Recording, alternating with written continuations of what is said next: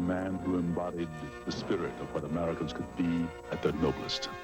Tonight, ABC presents a never-before-seen look at the man who changed the course of history, Abraham Lincoln. I was born February 12, 1809 in Hardin County, Kentucky. Hollywood turns out to tell this great American story with Jason Robards. My personal wish is that all men everywhere be free. Glenn Close. My husband was always lover, husband, father, and truly my all. Arnold Schwarzenegger. It was the beginning of a memorable journey. James Earl Jones. The Civil War had begun. Rod Steiger. The world has never seen so bloody or so protracted a battle. Oprah Winfrey. I never saw a man so bowed down with grief. Richard Thomas. What a man he is.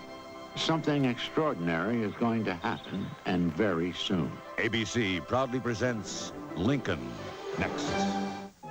Tonight's presentation brought to you by Lincoln Mercury and the complete line of 1993 Lincoln and Mercury automobiles. And State Farm Insurance. Like a good neighbor, State Farm is there. What you are about to witness is the great American story. It is told in Abraham Lincoln's own words, and in the words of the people who knew him. The photographs that illuminate these words are authentic images from the 19th century. The events you will see and hear actually happened.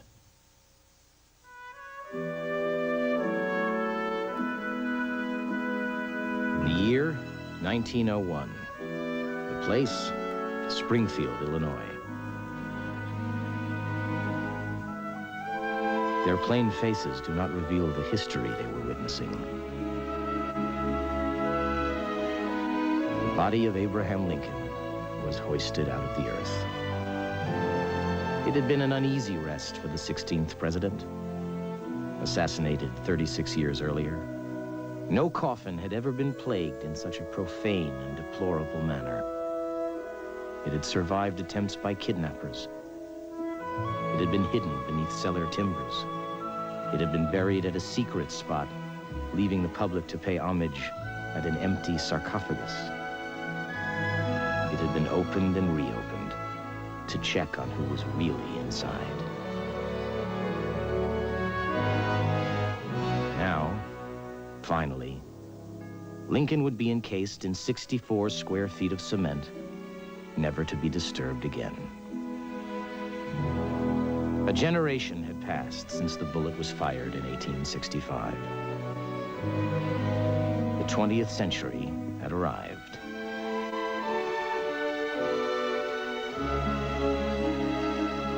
Again and again, we pay him tribute.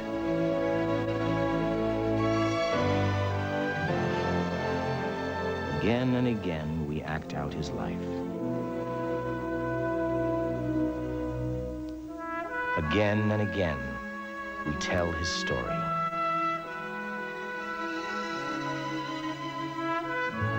It is the great American story. The story of the man at the center of this nation's history. The man who stepped forth out of the wilderness. Abraham Lincoln.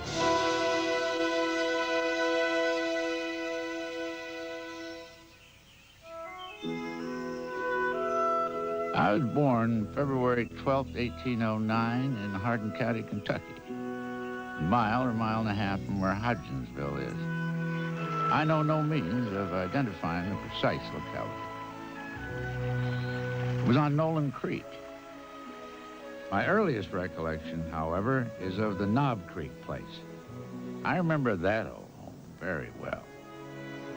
It lay in the valley, surrounded by high hills and deep gorges. We have a vague tradition that my great-grandfather went from Pennsylvania to Virginia, and that he was a Quaker. My grandfather's name was Abraham. His name was my own. He was killed by the Indians. Further back than this, I have never heard anything. My father, being left an orphan at the age of 6 years, in poverty, became a wholly uneducated man, which I suppose is the reason why I know so little of our family history. It's very strange that I, a boy brought up in the woods and seeing, as it were, but little of the world, should be drifted into the very apex of this great event.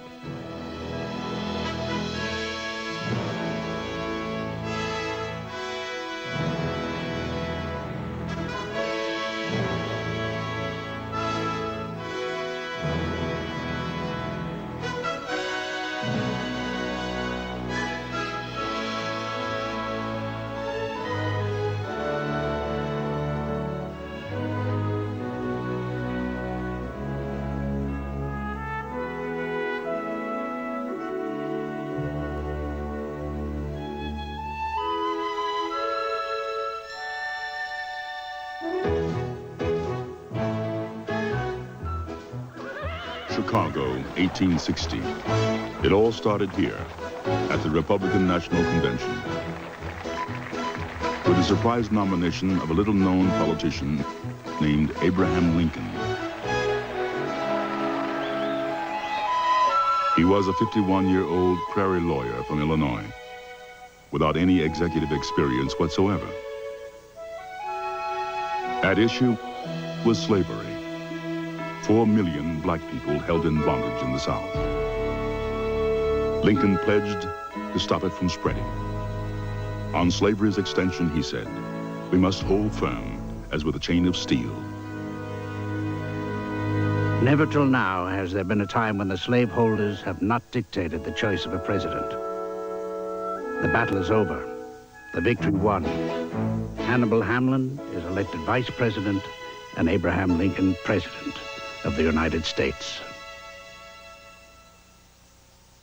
All eyes were focused on Springfield, Illinois, to learn more about Lincoln the Unknown. Springfield and Abraham Lincoln had practically grown up together. A muddy frontier town of 2,000 and an insecure but ambitious young man from the backwoods. It had been easy to spot Lincoln as the rising young wonder 20 years earlier. The townspeople had watched him grow into one of the top attorneys in the West, the leader of his political party, an extraordinary user of words, and not the least, the tallest man around. I am in height 6 feet 4 inches nearly, lean in flesh, weighing on an average 180 pounds. Dark complexion with coarse black hair and gray eyes. No other marks or brands recollected. My wife is as handsome as when she was a girl, and I, a poor nobody then, fell in love with her. I regret the necessity of saying I have no daughters. I have 3 sons, one 17, one 9, and one 7 years of age. Lincoln rarely spoke of a 4th son, Eddie, who had died a decade earlier. His youngest boy was Thomas, who had a head so big Lincoln called him Tadpole, Tad for short. Willie, the middle child, always said one day he'd be a preacher. He was Lincoln's favorite. Lincoln's eldest son, Robert, was strangely aloof, never managing to become close to his famous father. Their mother was the well-educated, clothes-conscious Kentucky aristocrat, Mary Todd. My mother died when I was very young. I was educated by Mademoiselle Montel, a French lady, and I came to Illinois in 1837. My husband placed great reliance on my knowledge of human nature, and I had an ambition to be Mrs. President.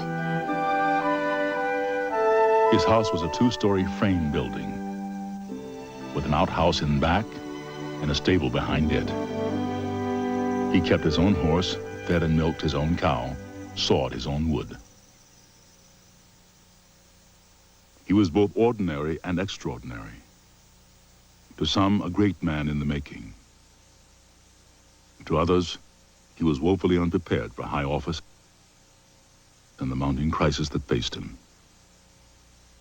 By February 1861, as Lincoln prepared to leave for Washington in the presidency, 6 states had already seceded, and Southern newspapers called for secession. War talk now spread across the nation. Lynchburg, Virginia. I have heard several persons in this place say that if you ever did take the president's chair, that they would go to Washington City expressly to kill you. Don't you take it. Resign. If you don't, you will be murdered. In preparation for his departure, Lincoln gave his little dog Fido to a neighbor. He found a new home for his horse, old Bob. He packed up his library, sold his furniture, and went around from house to house saying goodbye. Then at the Chancery House, where he spent his last day in Springfield, Lincoln roped up his own trunks and wrote on their labels, A. Lincoln, the White House, Washington, D.C. Accompanying Lincoln to Washington were two personal secretaries, the Bavarian-born John G. Nicolay and 22-year-old John Milton Hay. Fellow lawyer Ward Hill Lamon came on as his bodyguard for the long train journey east to the inauguration. At precisely 5 minutes before 8, Mr. Lincoln emerged from a private room in the depot building and passed slowly to the car, the people falling back respectfully on either side, and as many as possible shaking his hands. He drew himself up to his full height, removed his hat, and stood for several seconds in silence. Illinois State Journal. We have known Mr. Lincoln for many years. We have heard him speak upon 100 different occasions, but we never saw him so profoundly affected. Although it was raining fast when he began to speak, every hat was lifted, and every head bent forward to catch the last words of the departing chief. My friend, no one not in my situation can appreciate my feeling of sadness at this party. To this place and the kindness of these people, I owe everything. Here I have lived a quarter of a century and have passed from a young to an old man. Here my children have been born, and one is buried. I now leave not knowing when or whether ever I may return, with a task before me greater than that which rested upon Washington.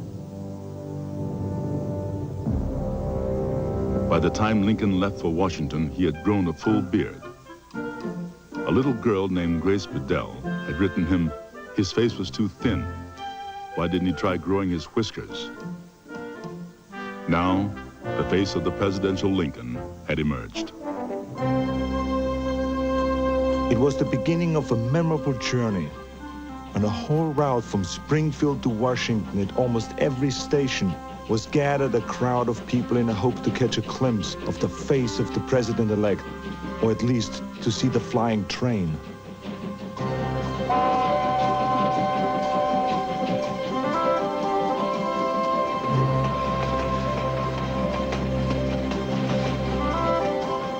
It was supposed to have been his grand entrance, the culmination of a 12-day inaugural journey across America.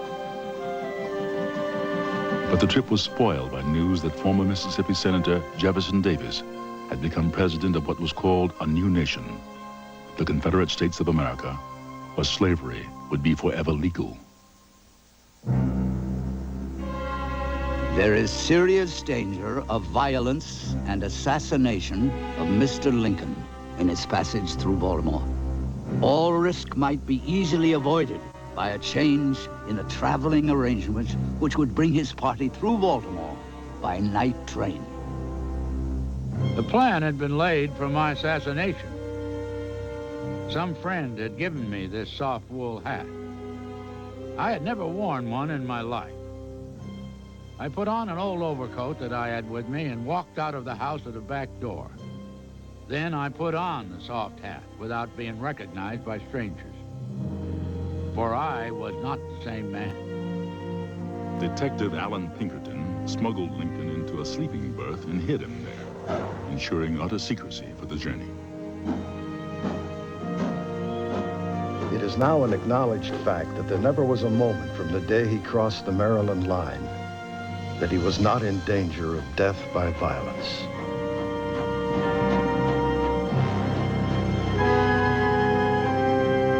Upstairs in suite number 6 of Willard's Hotel, Lincoln's headquarters for the 2 weeks before inauguration, the president-elect found an anonymous letter waiting on his bedside table. "You are nothing but a god-darn black nigger." The inauguration of President Lincoln was, perhaps, the most critical and hazardous event with which I have ever been connected.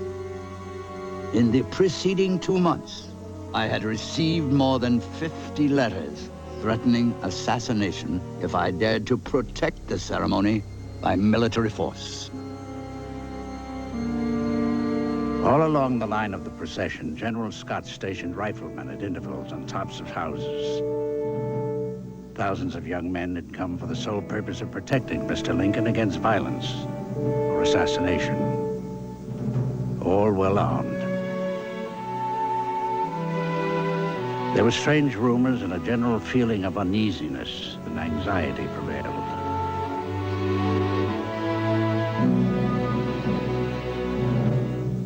No single speech of Lincoln's had ever received the painstaking attention this one had.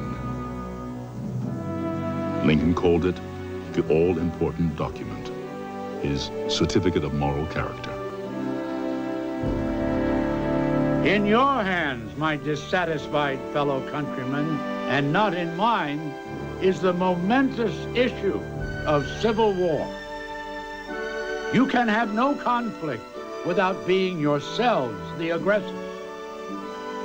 You have no oath registered in heaven to destroy the government, while I shall have the most solemn one to preserve, protect, and defend it. We are not enemies, but friends. We must not be enemies. Though passion may have strained, it must not break our bond of affection.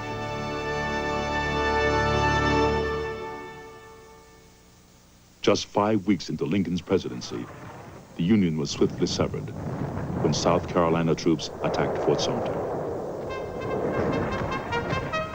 The last ray of hope for preserving the Union peaceably expired at the assault upon Fort Sumter. I have no desire to invade the South. You know, I am by birth a Southerner. But our country is now afflicted with civil war, and I shall, to the extent of my ability, repel force by force. Lincoln may bring his troops against us. We can call out 1 million of peoples if need be, and when they are cut down, we can call another and still another until the last man of the South finds a bloody grave.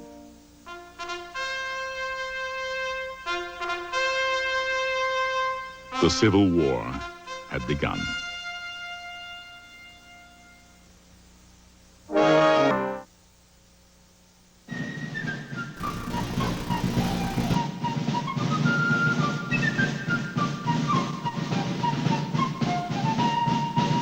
In response to Lincoln's call for 75,000 volunteers, in city after northern city, men rallied to enlist.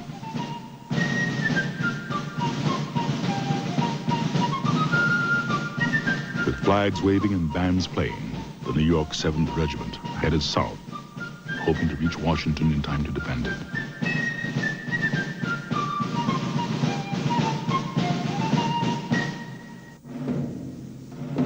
Lincoln's capital lay sorely exposed, defended only by a small number of ill-equipped citizen guards.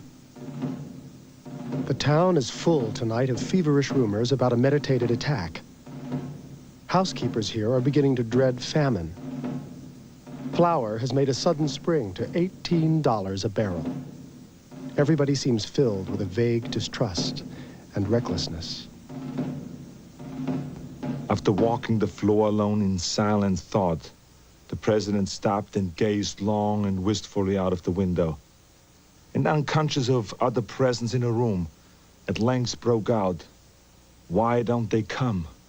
Why don't they come?" This morning, the president said, "I don't believe there is any North. The 7th Regiment is a myth."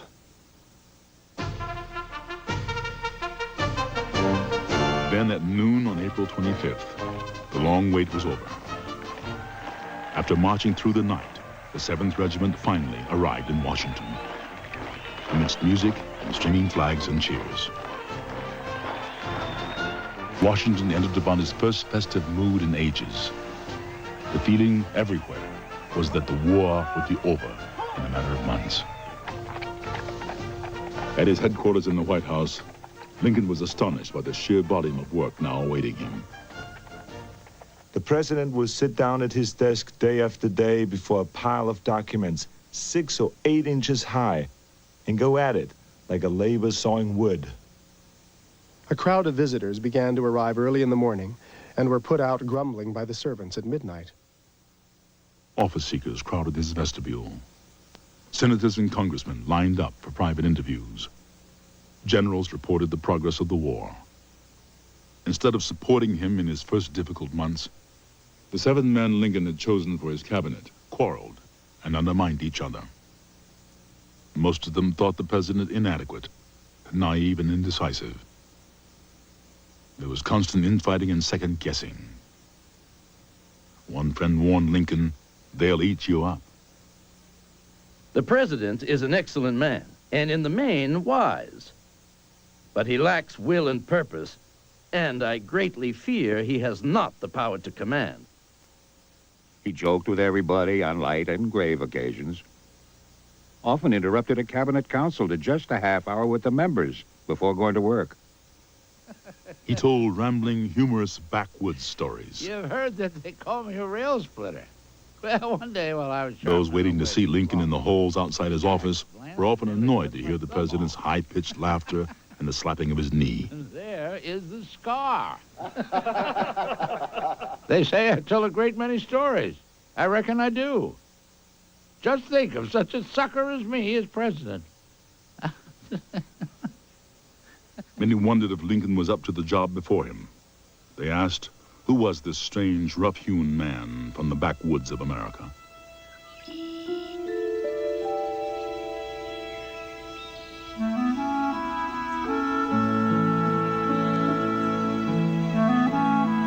It is a great piece of folly to attempt to make anything out of me or my early life.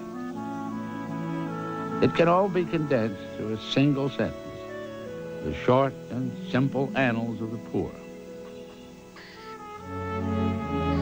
I can remember our life in Kentucky, the cabin, the stinted living. Abe was right out in the woods about as soon as he was weaned, fishing in the creek, setting traps for rabbits and muskrats, going on coon hunts with Tom and me and the dogs, following up bees to find bee trees, and dropping corn for his pappy. Mighty interesting life for a boy. My father removed from Kentucky to Indiana in my 8th year. This removal was partly on account of slavery. We reached our new home about the time the state came into the Union. It was a wild region, with many wild animals still in the woods. In the autumn of 1818, my mother died in my 10th year. She knew she was going to die and called the children to her side and told them to be good and kind to their father, to one another, and to the world. Here in this rude house of the milk sickness died one of the very best women in the whole race.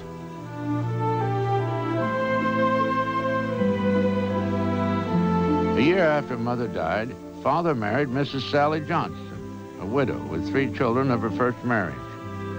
She proved a good and kind mother.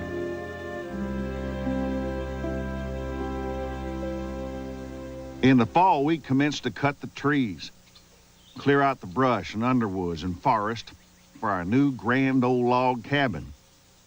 It was 1 story, 18 by 20 feet, no passage, 1 window, no glass in it. The house was sufficiently high to make a kind of bedroom overhead, a loft. This was approached by a kind of ladder made by boring holes in the logs. Peg over peg, we climbed aloft. the pegs creaking and screeching as we went.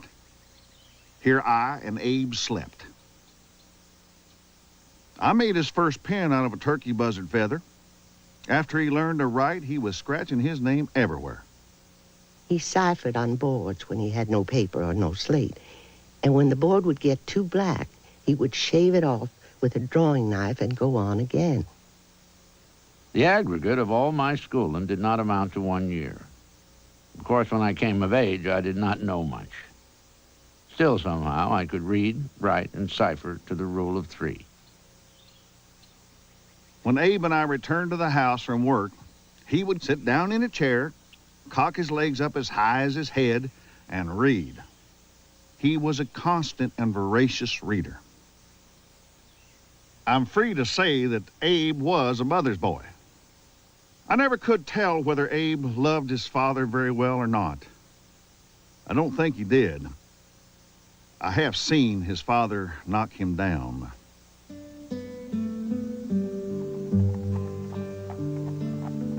At 21, I came to Illinois and passed the first year in Macon County.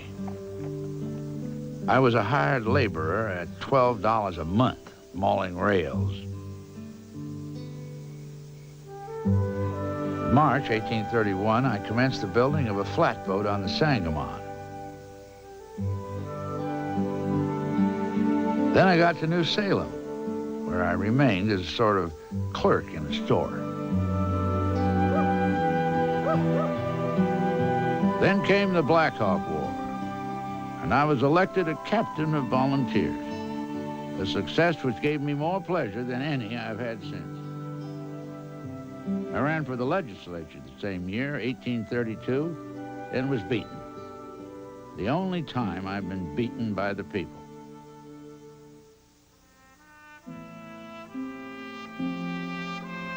I was now without means and out of business. In May of 1833, Lincoln was appointed postmaster of New Salem. To augment his meager salary, he taught himself the art of surveying and helped record the boundaries and property lines of Sangamon County. Living in this small house, cooking his own meals, the gawky, funny, friendly, yet moody young man campaigned again for the state legislature, and this time won by the highest vote of any candidate. Excited and hopeful, Lincoln now decided to train himself through reading to be something no one in his family had ever dreamed of becoming: a lawyer.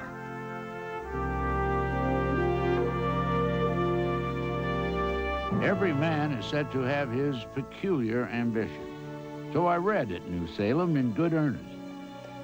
Then I removed to Springfield to practice. 28-year-old Lincoln had moved to Springfield in 1837. He soon had a group of close friends. After he made his home with me, on every winter's night at my store by a big wood fire, 8 or 10 choice spirits assembled. They came there because they were sure to find Lincoln. Male friendships came easily to him, but it was different with women. I am as lonesome here as I ever was anywhere in my life. I have been spoken to but by one woman since I've been here, and should not have been by her if she could have avoided it.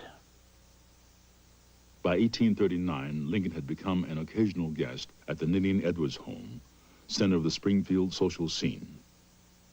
There he met a vivacious visitor from Kentucky, 21-year-old Mary Todd. Despite the objections of Mary's relatives, sometime in the fall of 1840, Lincoln and Mary decided they would marry. But on New Year's Day, 1841, Lincoln lost his nerve.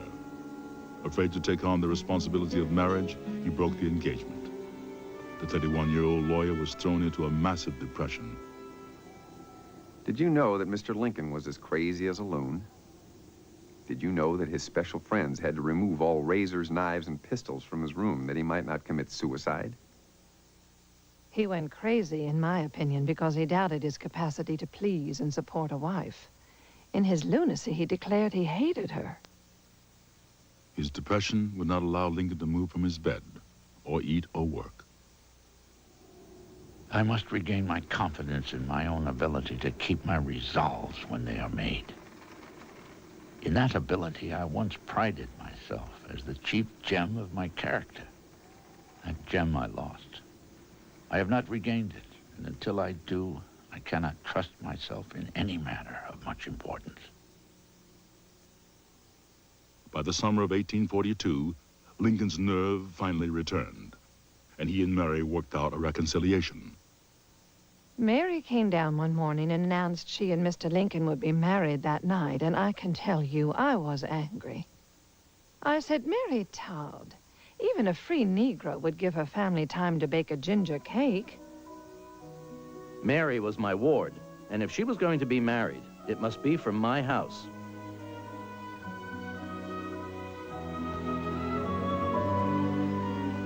The evening was dark and rainy, but the warm glow from the whale oil lamps lit the Edwards parlor and illuminated the faces of the bride, the groom, and the 30 guests.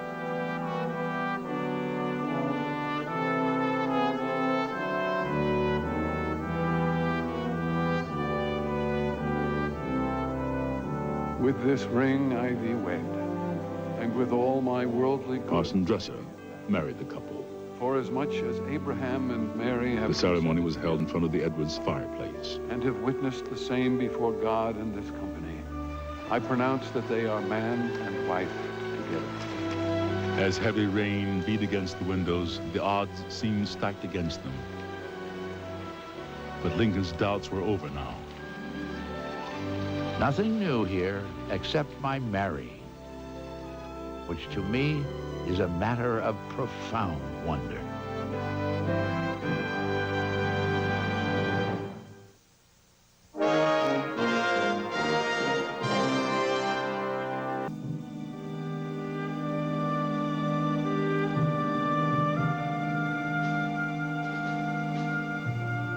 O Almighty God, who art a strong tower of defense unto thy servants against the face of their enemies, deliver us not over as a prey unto them, but continue thy mercies towards us, that all the world may know that thou art our mighty deliverer, through Jesus Christ our Lord.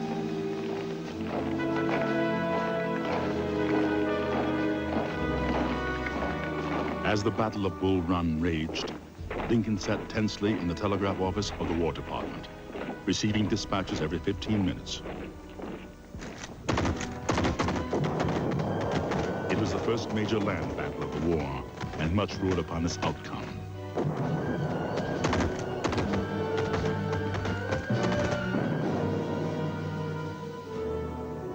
By morning, Lincoln knew that General Irvin McDowell's Union troops had been routed by the better trained Confederates of General Beauregard.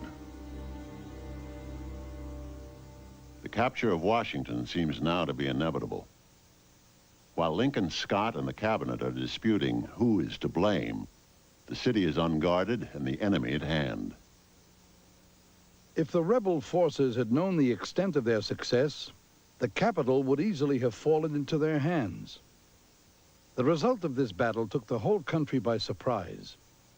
It revealed to the president for the first time the prospect of a long and bloody war. It was now deemed necessary to place a younger commander at the head of the army. I have new infirmities, dropsy and vertigo. I must have surgery and medicine, repose of mind and body. It is with deep regret that I withdraw myself in these momentous times from the orders of a president who has treated me with a distinguished kindness and courtesy. The hallmark of Winfield Scott was his loyalty to his president. It would be a different matter with his young successor, George B. McClellan. I am becoming daily more disgusted with this administration, perfectly sick of it. I have one strong point. I do not care one iota for my present position. I wish here to record what I consider a portent of evil to come. The President, Governor Seward, and I went over to McClellan's house. After we had waited an hour, McClellan came in and went upstairs, passing the room where the President and Secretary of State were seated. They waited about half an hour and sent once more a servant to tell the general they were there. And the answer came that the general had gone to bed. I merely record this unparalleled insolence without comment. In the second half of 1861, Lincoln experienced severe problems inside his own administration. There was serious corruption in the War Department under Simon Cameron. There was chaos in the West under the scheming General Fremont. There was mounting criticism, even from Chief Justice Roger Brooke Torney, that the president was encouraging illegal arrests of suspected Southern sympathizers. Lincoln was being called an out-and-out dictator. I am president of one part of this divided country, at least. But look at me. With a fire in my front and rear, having to contend with the jealousies of the military commanders, my position is anything but a bed of roses. I consider myself fortunate if at 11 o'clock I find myself in my room and my tired and weary husband is there to receive me, to chat over the occurrences of the day. Feeling useless and alone, Mary turned for relief to a whirlwind of spending on clothes and jewelry. I must dress in costly materials. The people scrutinize every article that I wear. The very fact of having grown up in the West subjects me to searching observation. To keep up appearances, I must have money, more than Mr. Lincoln can spare for me. Mary's New York shopping sprees became notorious as she squandered money at the splendid emporiums. There was also the one real task that etiquette would allow a president's wife, the refurbishing of the White House.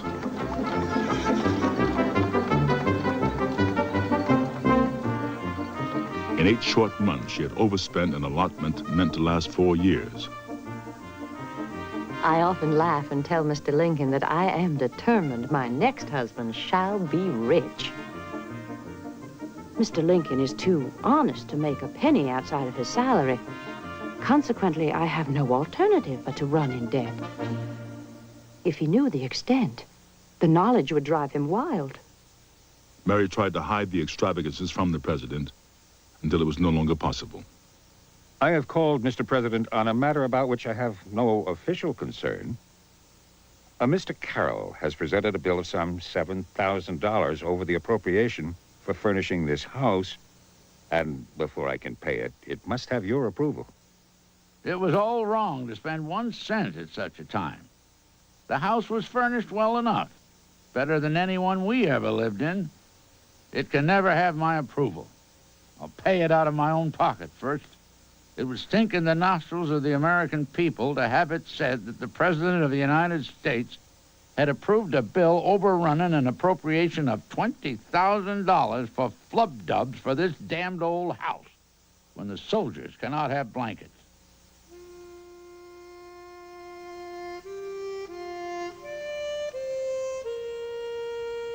The autumn months passed away, but there was no fighting, mainly reviews.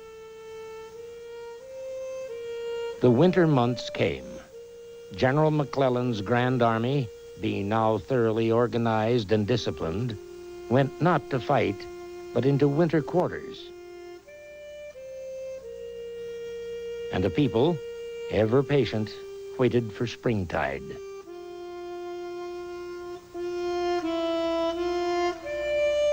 We have had no war. We have not even been playing war. We should be sweeping treason out with fire and sword. McClellan has got to fight or run away. During the first year of the administration, the House was made lively by the games and pranks of Mr. Lincoln's 2 younger children, William and Thomas. Indulged and without discipline, Willie and Tad thought of the White House as their special domain. They used it with abandon. They drove goats through its stately East Room, set up refreshment stands, ordered the servants about, broke the furniture, and in general took full advantage of Lincoln's desire to let them run free.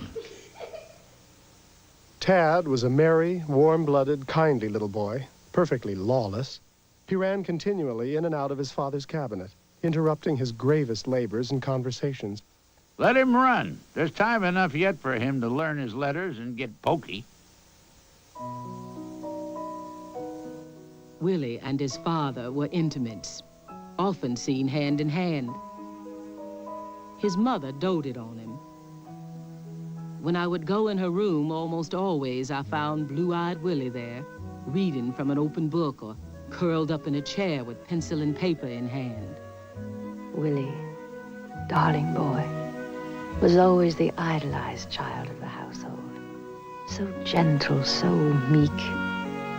We were having so much bliss. Suddenly, in early February, the bliss ended. Willie had come down with a dangerously high fever. He was very sick, and I was summoned to his bedside. Always delicate, he could not resist the strong inroads of disease.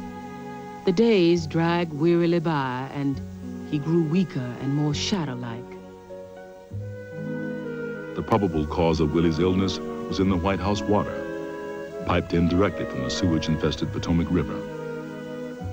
Willie had developed typhoid fever, often fatal in the young. It was an age when half of all deaths in the United States were of children. Everyone either experienced losing a child or knew someone who had. In far too many families, photographs of the lost children were among their most intimate possessions.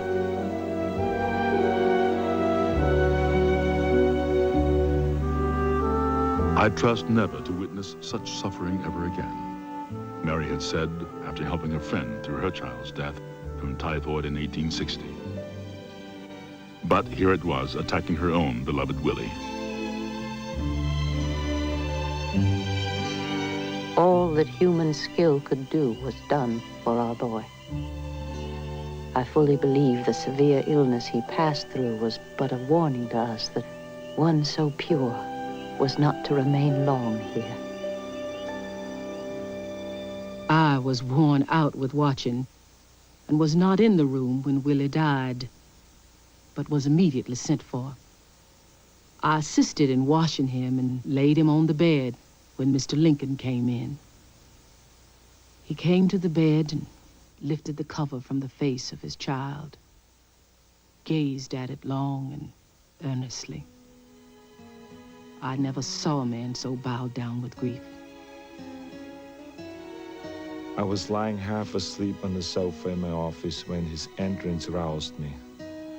"Well, Nikolai," said he, "my boy is gone.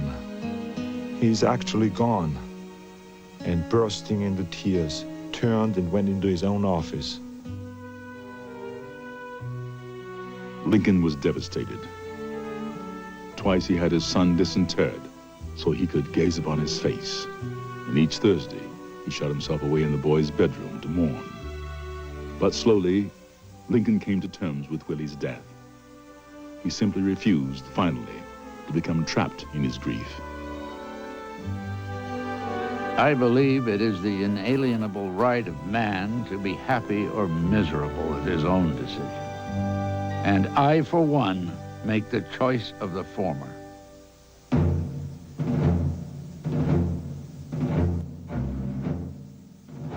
Determined to become an effective commander, Lincoln threw himself into the running of the war.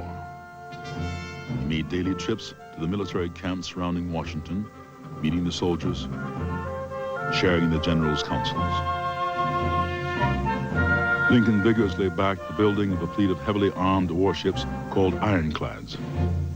Low in the water, carrying a revolving gun, the Monitor was Lincoln's surprise weapon.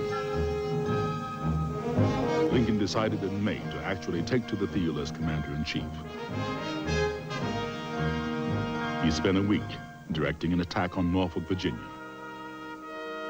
When General George McClellan continued to procrastinate, Lincoln had finally heard enough. General McClellan, either attack Richmond or give up the job. He was now finally in full charge of the war. Even Lincoln's iron-willed Secretary of War, Edwin Stanton, soon found he was no match for the president. Mr. President, your order cannot be executed. Mr. Secretary, I reckon you'll have to execute the order. Mr. President, I cannot do it. The order is an improper one, and I cannot execute it. Mr. Secretary, it will have to be done. When we first went to Washington, many persons thought that Mr. Lincoln was weak. But he rose grandly with the circumstances, and men soon learned that he was above them all. I shall not leave any card unplayed. I expect to maintain this contest until successful, till I die, or am conquered, or my term expires, or Congress or the country forsakes me.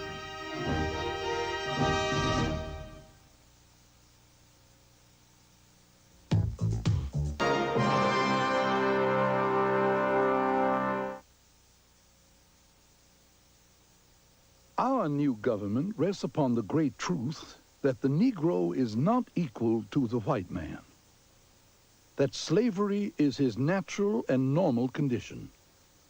Our government is the first in the history of the world to be based upon this great moral truth. Oh, praise my... I have thought a great deal about the relation of this war to slavery.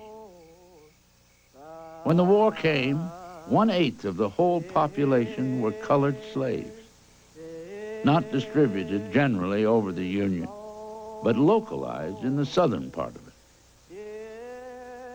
All knew that this was, somehow, the cause of the war. But my official duty was to save the Union, and not either to save or destroy slavery. The oath I took forbade me to judge the moral question. Until 1862, Lincoln didn't believe he had the legal right to emancipate the slaves. Despite his long opposition to slavery, Lincoln was not a full-fledged abolitionist. Radical leaders considered him too timid, too protective of the rights of slave owners, even racially biased. In his second year as president, Lincoln proved he was still insensitive to the rights of black people. When he advocated a program of recolonizing black families to Africa and the Caribbean, abolitionist Frederick Douglass was incensed. The President of the United States seems to possess an ever-increasing passion for making himself appear silly and ridiculous, if nothing worse. The tone of frankness and benevolence which he assumes in his speech to the Colored Committee is too thin a mask not to be seen through. The genuine spark of humanity is missing in it. No sincere wish to improve the condition of the oppressed has dictated it. It expresses merely the desire to get rid of them. My personal wish is that all men everywhere could be free. It was on the 13th of July, 1862, President Lincoln first mentioned to Mr. Seward and myself the subject of emancipating the slaves by proclamation. He said he had given it much thought and had about come to the conclusion that it was absolutely essential for the salvation of the Union. In time of war, as Commander-in-Chief, I suppose I have a right to take any measure which may best subdue the enemy. I fear the effect of so important a step. I suggest that you postpone it until you can give to the country a military success. Lincoln agreed to wait for a military victory before releasing the mine shell of his proclamation.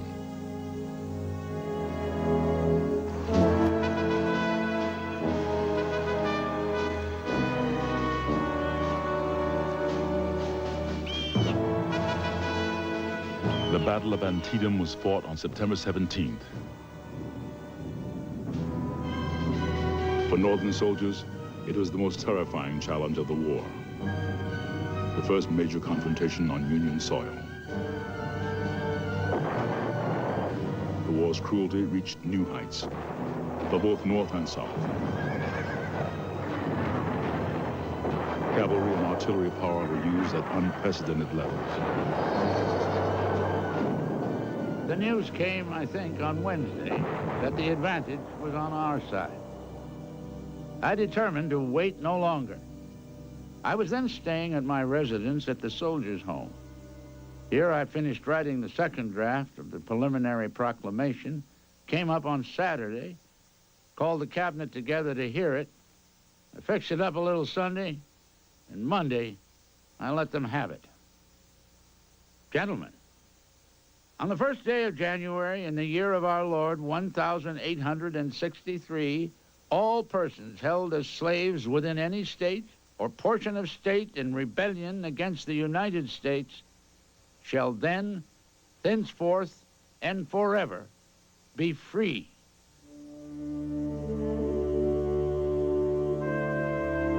It was the words, the ideas toward which his whole life had been directed. If slavery is not wrong, nothing is wrong.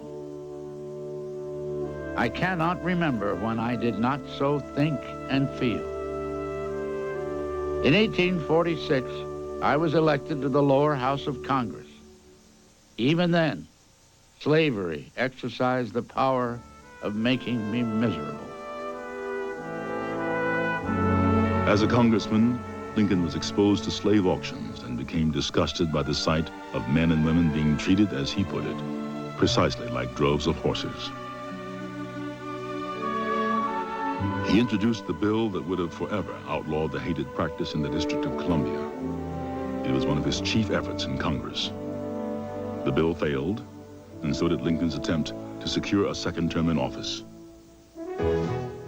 He returned to Springfield. For the next half-dozen years, as his law practice grew and thrived, he saddled up old Bob, then launched himself into the life of a circuit lawyer, spending months of each year away from home, traveling the prairies to practice law in local courthouses.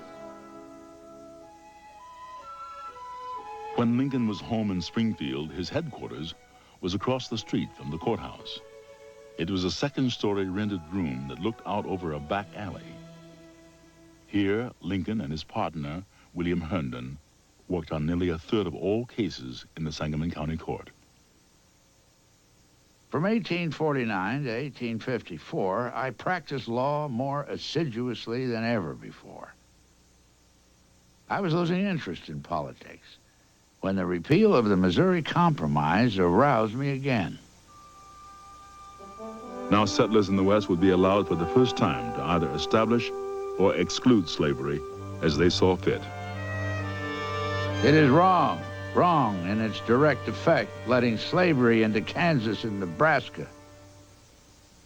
Wrong in principle, allowing it to spread to every other part of the wide world where men can be found inclined to take it. I hate it because of the monstrous injustice of slavery itself.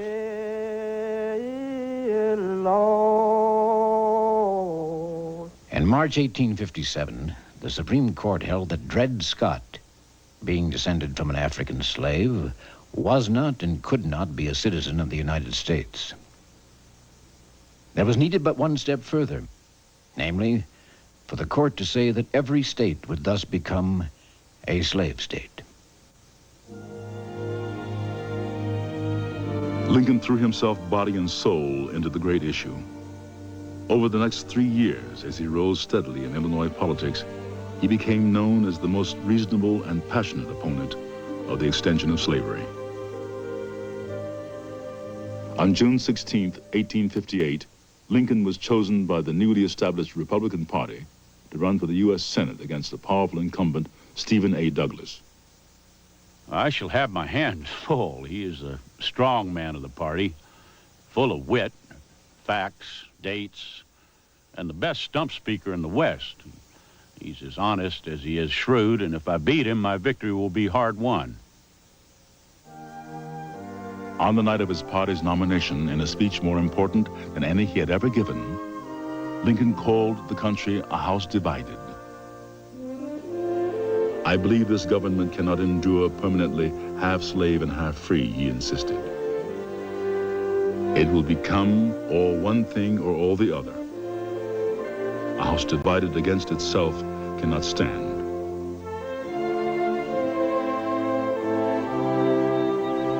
In the summer and fall of 1858, Lincoln and Douglas met in an extraordinary series of debates aimed at clarifying their positions for the public. They were Lincoln's greatest days, but in southern Illinois, he would stumble. To survive politically, before crowds that opposed full equality for blacks, Lincoln declared that he too favored whites. I agree with Judge Douglas that the Negro is not my equal in many respects, certainly not in color.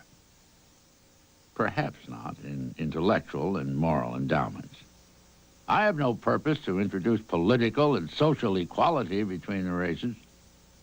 Lincoln's prejudice in favor of whites was overshadowed by a much more deeply held belief that black people were human beings who had a God-given and very American right to freedom.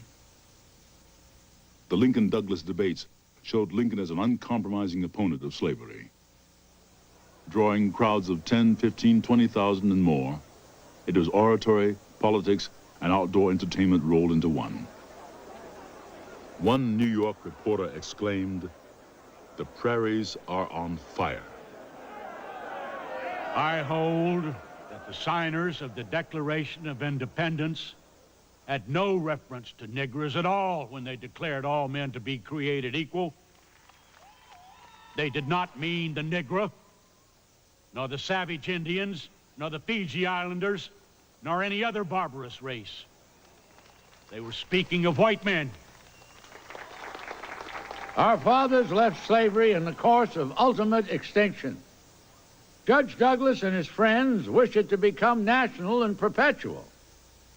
He is blowing out the moral lights around us. It does not become Mr. Lincoln or anybody else to tell people that they have no consciences.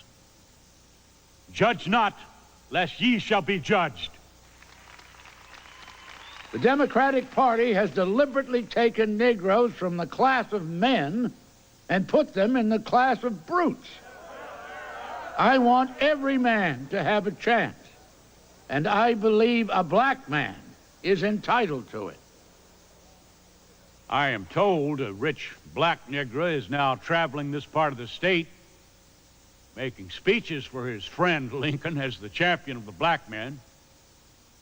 If you think that the Negro ought to be on a social equality with your wives, daughters, ride in a carriage with your wife whilst you drive the team, then support Mr. Lincoln. This issue will continue in this country when these poor tongues of Judge Douglas and myself shall be silent. There is no reason in the world why the Negro is not entitled to all the natural rights in the Declaration of Independence, in the right to eat the bread which his own hand earns. He is my equal, and the equal of Judge Douglas, and the equal of every other man. The debates and the national stature they afforded him would help catapult Lincoln into the presidency and give him the opportunity to do what no other president had ever dared consider: legislate slavery off the face of America.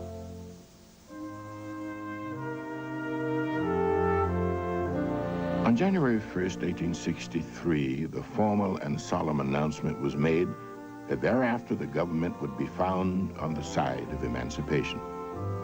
This proclamation changed everything. The Emancipation Proclamation had been duly prepared for the president's signature. As it lay unrolled before him, Mr. Lincoln took this pen, dipped it in ink, held it a moment, and then dropped the pen. I've been shaking hands since 9 o'clock this morning, and my right arm is almost paralyzed. If my name ever goes into history, it will be for this act, and my whole soul is in it. If my hand trembles when I sign the proclamation, all who examine the document hereafter will say, he hesitated. He then turned to the table, took up the pen again, and slowly, firmly wrote that Abraham Lincoln with which the whole world is now familiar. He looked up, smiled, and said, "That will do." We are a good deal like whalers who have been long on a chase.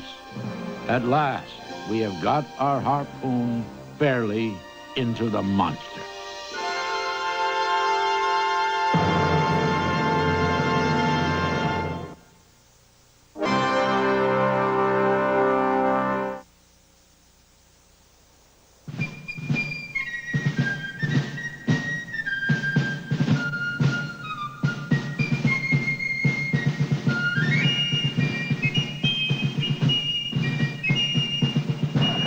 On the first day of October, just 2 weeks after the Battle of Antietam, the president, with some others, including myself, started from Washington to visit the Army, reaching Harper's Ferry at noon of that day.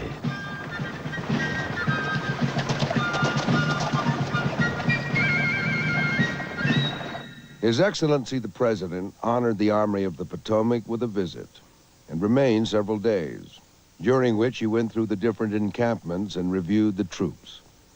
We spent some time on the battlefield where nearly 200,000 men and 500 pieces of artillery were for 14 hours engaged in this memorable battle. It became the bloodiest single day in American history. Thousands of men had either been killed instantly or wounded so severely they were left on the fields to die. Those who could be saved were moved to field hospitals. Here they fought for their lives.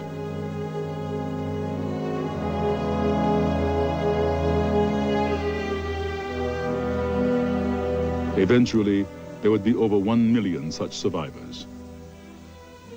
Men disfigured by wounds and amputations. Their military careers over now.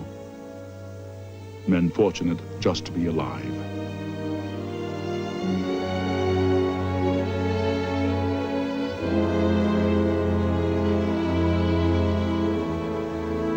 Passing through one of the hospitals devoted to Confederate sick and wounded, President Lincoln's attention was drawn to a young Georgian stretched upon a humble cot. He was pale, emaciated, and anxious, vibrating, as it were, between life and death. "Would you," said Mr. Lincoln, "shake hands with me if I were to tell you who I am?" "There should," remarked the young Southerner, "be no enemies in this place." Then said the distinguished visitor, "I am Abraham Lincoln, President of the United States." The wounded Confederate's eyes melted into tears. President Lincoln bent over him, motionless. His eyes, too, were overflowing.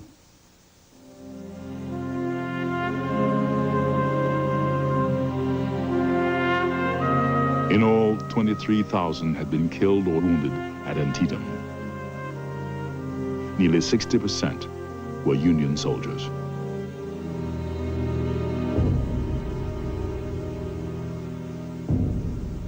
The hailstorm of blood and death had been too much for General McClellan. Angry and frustrated by McClellan's refusal to pursue the enemy, Lincoln sputtered that the Army of the Potomac should be renamed McClellan's bodyguard.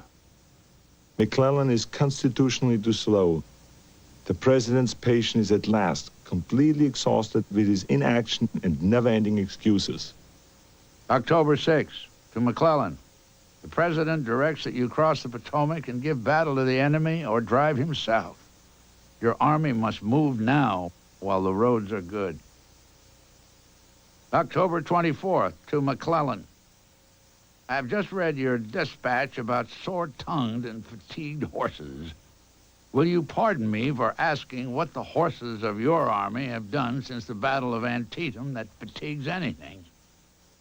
November 5th, by direction of the President of the United States, it is ordered that Major General McClellan be relieved from command of the Army of the Potomac, and that Major General Burnside take command of that army.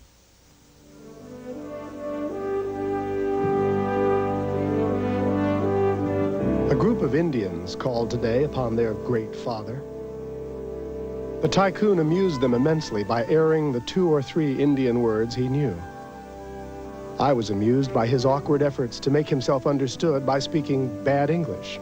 For example, where live now? When go back, Iowa?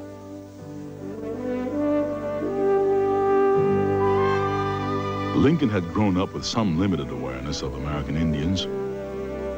But as president, he paid little attention to Indian affairs until the second half of 1862. All eyes suddenly focused on Minnesota. Here in the land of 10,000 lakes, whose morning mists had for centuries enshrouded the Sioux in their forests of teepees, white settlers continued to pour in and occupy ancestral hunting grounds.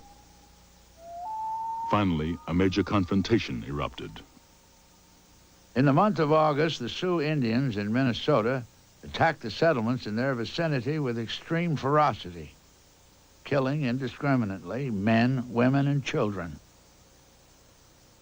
How this outbreak was induced is not definitely known, and suspicions, which may be unjust, need not be stated. It was the bloodiest Indian uprising in U.S. history. General John Pope, assigned to the area, declared in response, "It is my purpose utterly to exterminate the Sioux." Receiving word of an upcoming mass execution of more than 300 Indians, Lincoln intervened personally. I immediately telegraphed to have transcripts of the records and all the cases forwarded to me.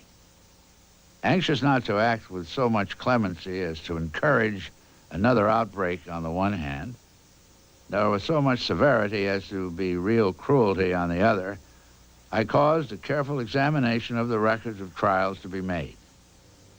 I then ordered 39 to be executed. Lincoln wrote in his own hand the names of the 39 condemned Indians, spelling them out phonetically so that no mistake could possibly take place. With the white population crying out for vengeance and vigilante squads pledging themselves to execute all Indians, Lincoln's moderating wishes were carried out on the day after Christmas. Mr. President, I have the honor to inform you that the Indians and half-breeds ordered by you for execution were hung yesterday at Mankato at 10 a.m. Everything went off quietly, and the other prisoners are well secured. It was the largest mass execution in U.S. history. It occurred in the wake of a huge Union defeat, Burnside's disaster at Fredericksburg. With almost 13,000 new casualties, Fredericksburg became a new low point in what many were now calling Lincoln's War.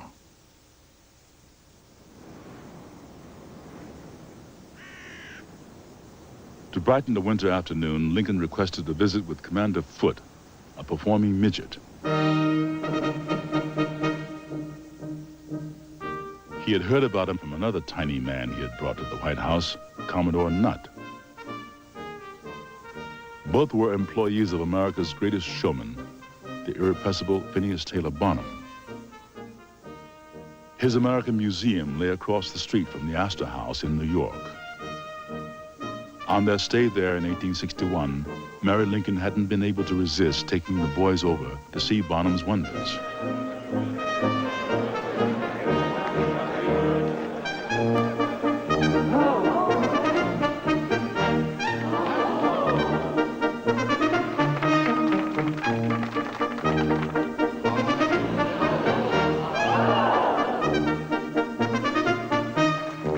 The most popular attraction of all was the world-famous midget Tom Thumb. His highly publicized New York wedding was the social event of the year. On February 13th, Thumb had come to a special White House reception with his bride, Lavinia Bumpus Stratton. The president thought she looked remarkably like Mary Lincoln. The pygmy general wore his elegant wedding suit and his wife her wedding dress. It was pleasant to see their tall host bend and bend to take their little hands in his great palm, holding Madam's with a special chariness, as though it were a robin's egg and he were fearful of breaking it. His sense of the ridiculous was so keen that it bore him up from difficulties that would have broken down almost any other man. But that he gave way to uncontrollable fits of grief in the dark hours of the war is a fact beyond question. The winter of 1863 passed rapidly and bloodily.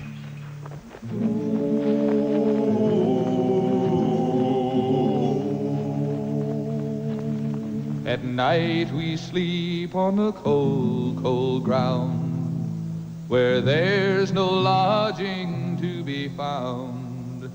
Sometimes it rains, sometimes it snows.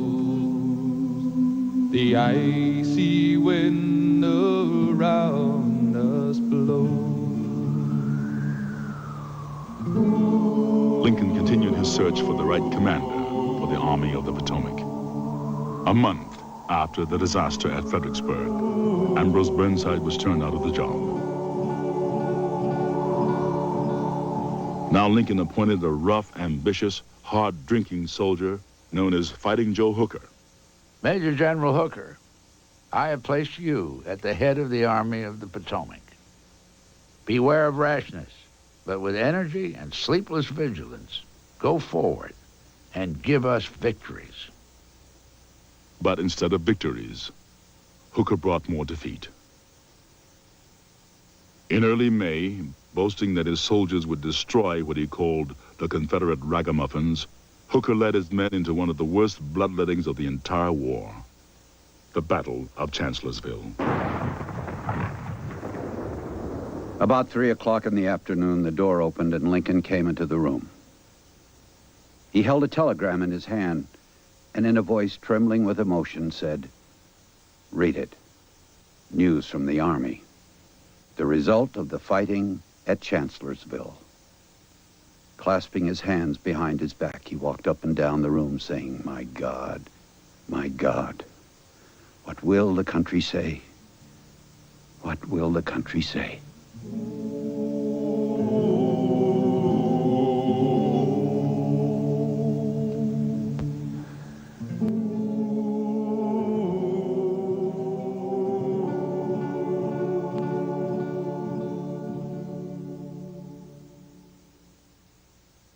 Despite Army setbacks, Lincoln's naval blockade of southern ports was finally having its effect. The Confederacy was beginning to run out of food and supplies. The tables were now beginning to turn. Our numbers were less than the federal forces, and our resources were limited, while theirs were not. The dark clouds of the future then began to lower above us. Late in June, Lee decided to gamble all on a second invasion of the North. At the White House, Lincoln pushed pins into a wall map as he charted every move. Major General Hooker, if the head of Lee's army is at Martinsburg and the tail of it on the plank road between Fredericksburg and Chancellorsville, the animal must be very slim somewhere. Could you not break him? When Hooker failed to pursue Lee, Lincoln was through with him. Hooker's command had lasted just 4 months. He was replaced by General George Gordon Meade. No one ever received a more important command, wired General Halleck, speaking for Lincoln. The words bore little comfort as Lee's armies began to come down from the mountains and converge on a sleepy little Pennsylvania town called Gettysburg.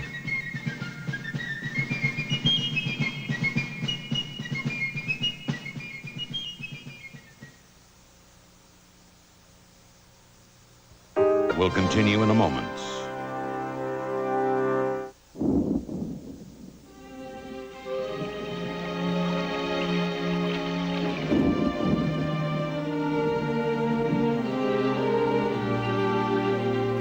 So much has been said about Gettysburg that for me to attempt to say more may only serve to weaken the force of that which has already been said.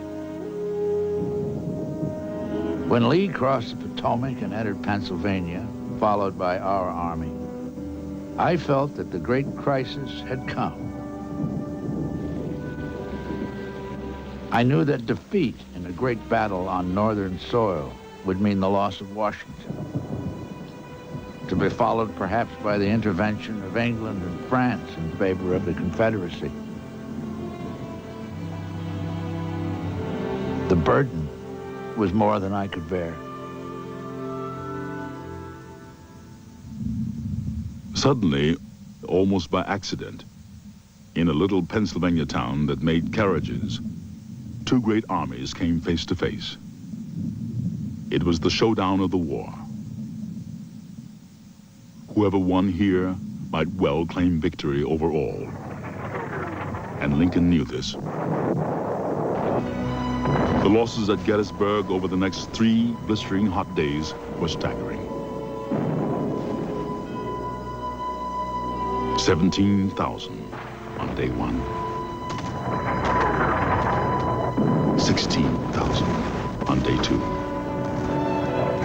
By nightfall of July 3rd, it was all over. Lee had failed and was beginning to withdraw. I asked God to give us victory, and I was sure my prayer was answered.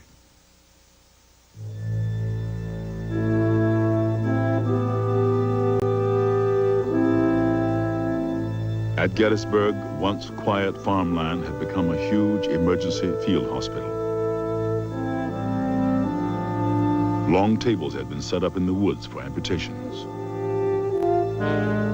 Embalmers set up shop in makeshift tents and barn buildings, as they did beside so many battlefields in this war.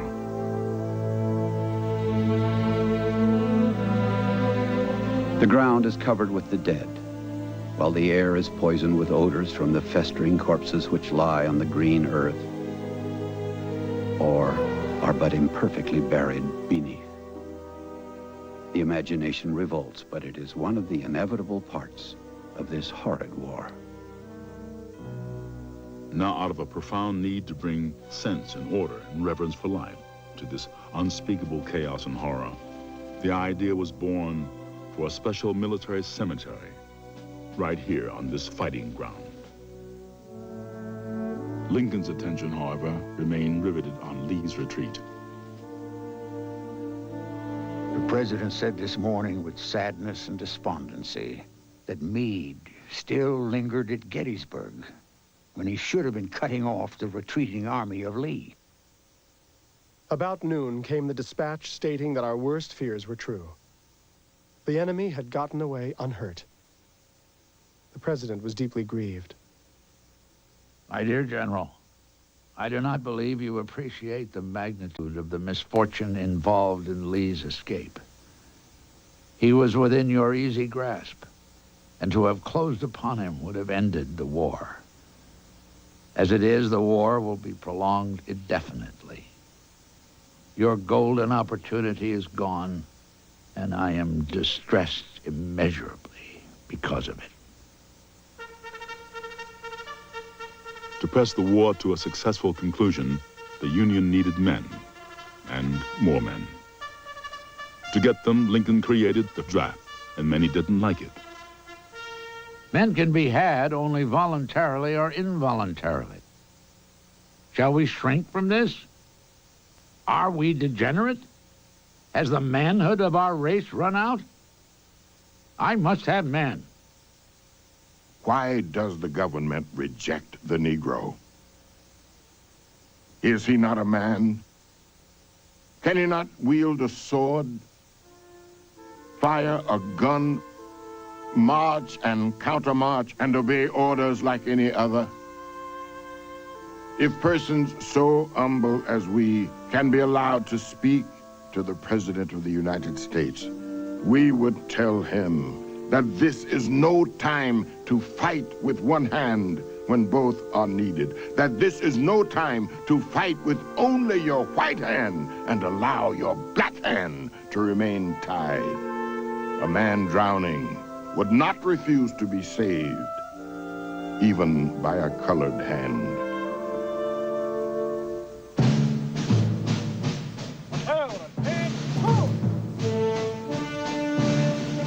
Active recruiting of blacks had begun in the spring, at Lincoln's request. The bare sight of 50,000 armed and drilled black soldiers, Lincoln declared, would end the rebellion at once. In spite of the fact that Lincoln was slow to agree to equal pay, by summer, black soldiers were becoming heroes on the battlefield. Frederick Douglass' son, Lewis, was part of the attack on Confederate Fort Wagner, South Carolina, by the colored Massachusetts 54th Regiment. We charged that terrible battery on Morris Island known as Fort Wagner and were repulsed with the loss of many killed and wounded. It was terrible, but not a man flinched. I wish we had 100,000 colored troops. Then we could put an end to this war. Before the war's end, there'd be more black soldiers in the Union Army than all the soldiers fighting for the Confederacy. Lincoln himself was changed by these brave new troops. From this point on, any lingering doubt he might have had about the black man's place in America was swept away. During the summer and fall, some of Washington's finest photographers, including the master himself, Matthew Brady, strayed from their galleries to photograph the battlefields of previously unknown Gettysburg. Battle-scarred homes, makeshift field hospitals, streets or hills or plots of woods where battles raged. Fallen boys still lying there, now enshrined in the collodion of a photographic plate, to be forever remembered.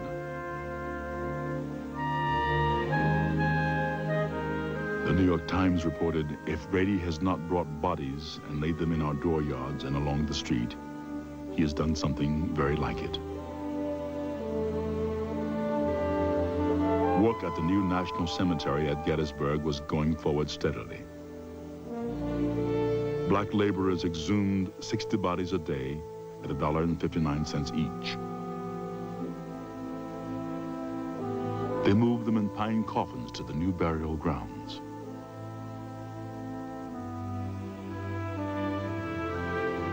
The proposition to ask Mr. Lincoln to speak at the Gettysburg ceremonies was an afterthought. The question was raised as to his ability to speak upon such a grave and solemn occasion as that of the memorial services. The invitation for chief speaker at Gettysburg went not to Lincoln, but to the grand old New England orator, educator, and statesman, Edward Everett. It is the desire that after Mr. Everett's oration, you, as chief executive of the nation, formally set apart these grounds to their sacred use by a few appropriate remarks. These few appropriate remarks Lincoln now commenced to formulate and ponder.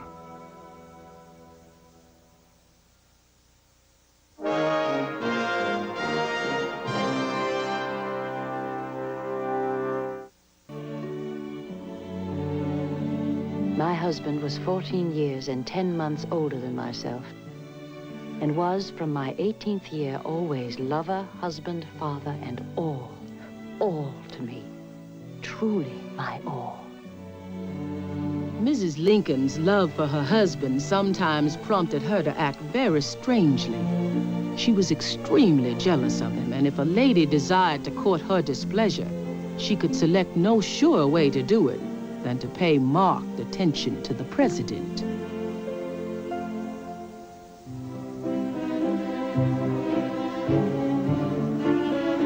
I do not approve of flirtations with silly women. I have a great terror of strong-minded ladies, and I never allow the president to see any woman alone. Actually, Lincoln was extraordinarily attractive to women. They vied to be close to him, to hear him talk, and to be stared at by those tender gray eyes. He, in turn, was deferential, respectful of the opposite sex, a bit leery, but also drawn to them. It was a thrill for him to be acquainted with some of the most beautiful women of the age. Among them, the vivacious Kate Chase. Salmon Chase's coy but ambitious daughter, Kate, at times seemed to outshine the First Lady. Mary Lincoln instructed her husband not even to talk at receptions to the bewitching 21-year-old beauty. She could not abide what she called his flirtations. But, Mother, I insist I must talk with somebody.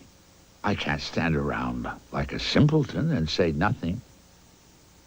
On the day of Kate's wedding to New England's richest bachelor, Lincoln left the White House alone, bearing a small fan as a wedding present.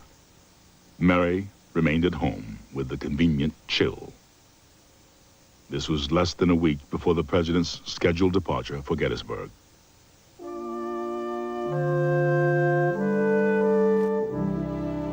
Colonel Lamon was called on to act as marshal on the occasion of dedicating the cemetery at Gettysburg, Pennsylvania. Mr. Lincoln told me that he would be expected to make a speech on the occasion. From his hat, he drew a sheet, one side of which was closely written with what he informed me was a memorandum of his intended address. This he read to me, first remarking that it was not at all satisfactory to him. To reach beyond the ghastliness left by the Gettysburg battle and find words that would give hope for the future. That was Lincoln's task. After examining a plan for the new cemetery, Lincoln sat writing at his desk, shutting out all noise with his great concentration. His thought processes were slow. His memory extraordinary. His mind is like polished steel, said his friend Joshua Speed. A mark once made upon it is never erased. To Lincoln, the written word was humankind's greatest invention, enabling us, he said, to converse with the dead, the absent, and the yet unborn. The more he pondered, the more he believed that God had created all human beings fundamentally equal. Today, as he wrote about this, a fine and powerful glory was in his pen.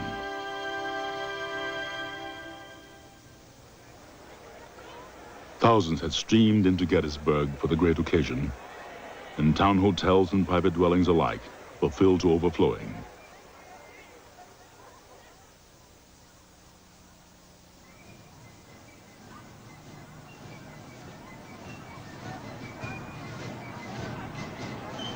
As the parade approached down Baltimore Street, the military units were in the lead, the president and dignitaries just behind. Every minute along the way, a cannon was fired. In moments, the marchers would arrive at the new cemetery at the outskirts of the little town where today the eyes of the nation were focused. The band played with great effect. Mr. Everett then arose and, without notes of any kind, pronounced an oration. He occupied 2 full hours in the delivery. Then Marshal Lamon introduced the President of the United States. The occasion was solemn, impressive, and grandly historic. The people stood spellbound, and the vast throng was hushed and awed into profound silence. I, a boy of 15, stood with my heart in my mouth, literally at the feet of my hero. I could look directly into Lincoln's face, its deep lines, the wrinkled brow, the deep-set brooding eyes burned indelible images into my memory. Then Lincoln began to speak. 77 years ago, our fathers brought forth on this continent a new nation, conceived in liberty and dedicated to the proposition that all men are created equal. Now we are engaged in a great civil war, testing whether that nation or any nation so conceived and so dedicated can long endure. We are met on a great battlefield of that war. We have come to dedicate a portion of that field as a final resting place for those who here gave their lives that that nation might live. It is altogether fitting and proper that we should do this. But in a larger sense, we cannot dedicate, we cannot consecrate, we cannot hallow this ground. The brave men, living and dead, who struggled here, have consecrated it far above our poor power to add or detract. The world will little note nor long remember what we say here, but it can never forget what they did here.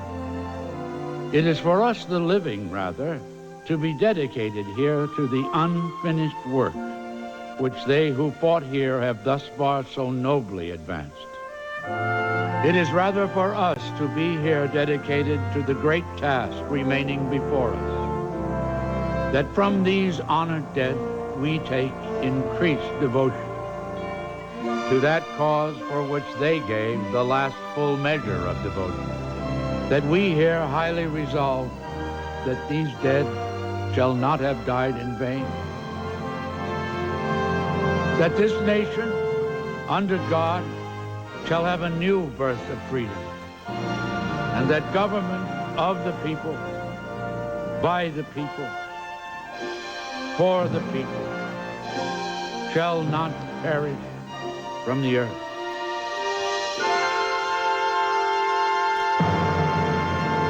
Mr. President, I should be glad if I could flatter myself that I came as near to the central idea of the occasion in 2 hours as you did in 2 minutes. I am pleased to know that in your judgment, the little I did say was not entirely a failure. On November 9th, Lincoln treated himself to a night out at Ford's Theater.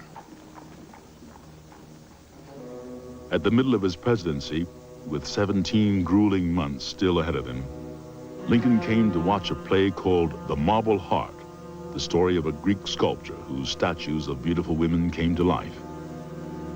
Cast in the lead was a passionate, smoldering-eyed, unstable young actor from Maryland named John Wilkes Booth. Conclusion of Lincoln. 25 years ago, I was a hired laborer, just like any poor man's son. Hollywood turns out to tell this great American story with Richard Dreyfuss. Elected 16th President of the United States, his task was to arm Americans against Americans. Robbie Benson. Had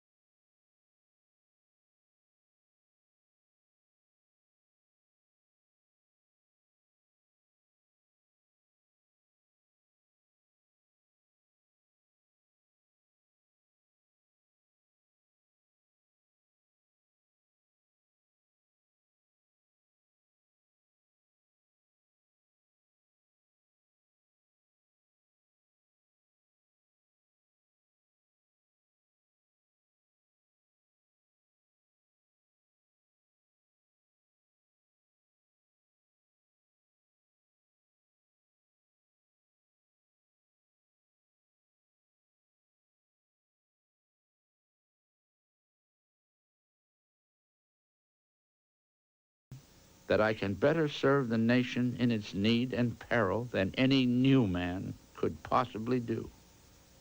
I want to finish this job. With him now was a new running mate, chosen to strengthen the ticket, the popular military governor of Tennessee, Andrew Johnson. By summer's end, Lincoln faced a powerful Democratic opponent, none other than George B. McClellan, the outspoken military leader upon whom the North had once pinned its hopes. Now campaigning against the president, McClellan was telling the country he was willing to end the war through compromise. August 23rd, 1864. This morning, as for some days past, it seems exceedingly probable that this administration will not be reelected.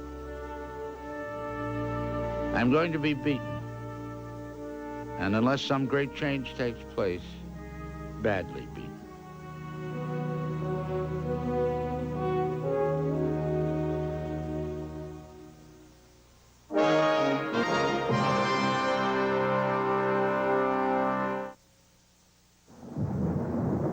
The day of the presidential election in November 1864 was dark and rainy. Lincoln took no pains to conceal his anxious interest in the result of the election then going on all over the country. That night was rainy, steamy, and dark. We splashed through the grounds to the side door of the War Department. As the president entered, they handed him a dispatch claiming 10,000 Union majority in Philadelphia. The president sent over the first fruits to Mrs. Lincoln. He said, "She is more anxious than I." As the tension of the evening mounted and all eyes focused on the election returns, Lincoln, in need of distraction, pulled out a book of humor and began to read aloud. Enraged by Lincoln's lack of seriousness, Edwin Stanton stormed out of the room. Damn it to hell. Was there ever such inability to appreciate what is going on? Here is the fate of this whole republic at stake, and here is the man on whom it all depends.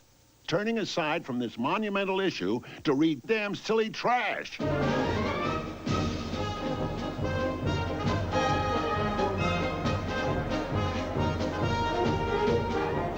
As the evening wore on, everything depended on how the people decided to vote. And vote they did, giving Lincoln a decisive victory. The election is over, and Abraham Lincoln is re-elected President of the United States.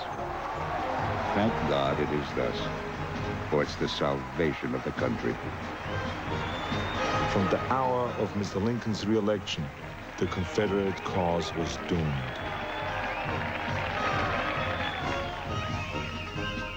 But mixed with the night's elation was fear. Would-be assassins had openly vowed they would not let Lincoln live into a second term. After midnight, we came home. Lamon came to my room, took a glass of whiskey, and then lay down at the president's door with a small arsenal of pistols and bowie knives around him. For years, Lincoln had had premonitions of his own assassination. They began when he was first elected 4 years earlier, back in Springfield. After my election in 1860, I was tired out and went home to rest. Opposite where I lay was a bureau with a swinging glass upon it. I saw myself reflected. My face, I noticed, had two separate and distinct images.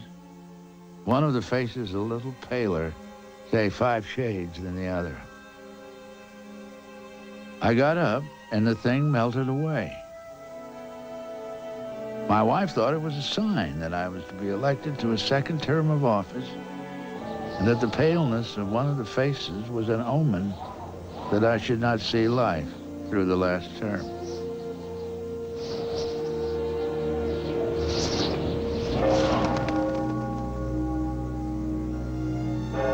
Frequent letters were received warning Mr. Lincoln of assassination, but he never gave a second thought to them.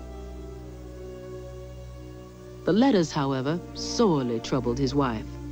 She seemed to read impending danger in every rustling leaf, in every whisper of the wind.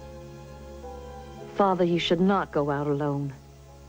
You know you are surrounded with danger. All imagination. What does anyone want to harm me for? Don't worry about me, Mother, as if I were a little child, for no one is going to molest me. Honorable A. Lincoln, I regret that you do not appreciate what I have repeatedly said to you in regard to the proper police arrangements connected with your household. You are in danger. Tonight, you went unattended to the theater. You ought to know that your life is sought after and will be taken unless you and your friends are cautious. You have many enemies within our lines.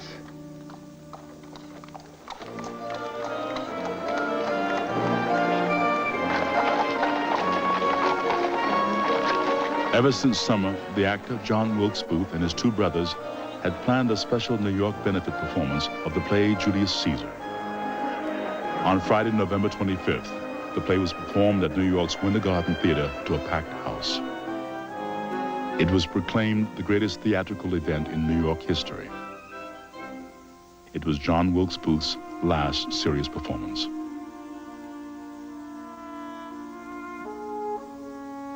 For several months, Booth had been increasingly restless, finding it difficult to pay attention to his acting career. He had never been as accomplished on stage as his famous eccentric father, Junius, or his older brother, Edwin, who early on knew not all was well with John. Dear mother is happy with her children about her, thank God. But she still has an absent one, the youngest boy, strange, wild, and ever moving. He causes us all some degree of anxiety. Much of my life's struggle has been with myself and in overcoming the evils of my untrained disposition.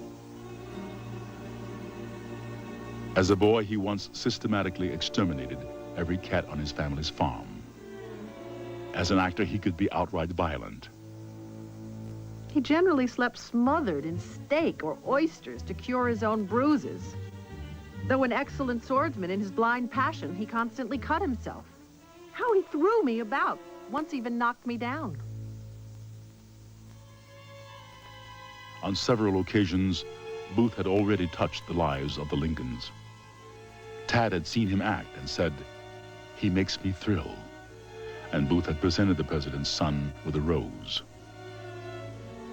Another time, Lincoln was at the theater with some of Mary's relatives when the actor stopped near the president's box and shook his finger. Mary's guest turned to the president and said, "Mr. Lincoln, he looks as if he meant that for you." Well, he does look pretty sharp at me, doesn't he? Knowing his sympathy for the South, I was very much afraid he might go over the lines, and I begged him not to be so foolish. We have always been fearful of J. Wilkes. Booth was living at the National Hotel, keeping horses in a stable off F Street behind Ford's Theater. Through his friendship with Edmund Spangler, a theater scene shifter, he had gained access to Ford's Theater night and day by all of its many entrances. I have begun to think of myself as a coward and to despise myself.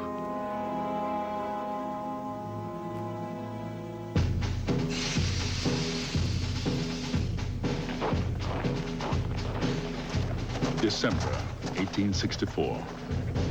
The war was now solidly in Northern hands. In Nashville, Tennessee, the Union was now in possession of the great southern fortress, the Capitol building.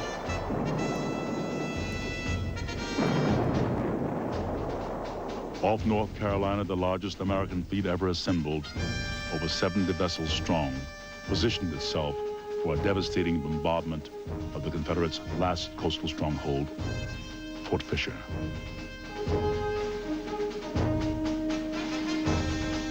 The noose was tightening.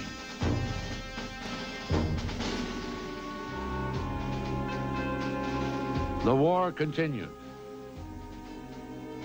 All important lines and positions have been maintained. The most remarkable feature of the year is General Sherman's march of 300 miles directly through the insurgent region. Sherman's campaign will become famous in the annals of war. I estimate the damage done at $100 million. We have devoured the land.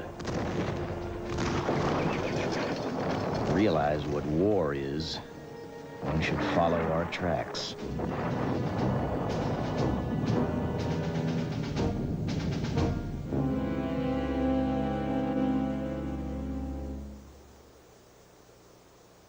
No one helped Lincoln escape from the horrors of the war more than Tad.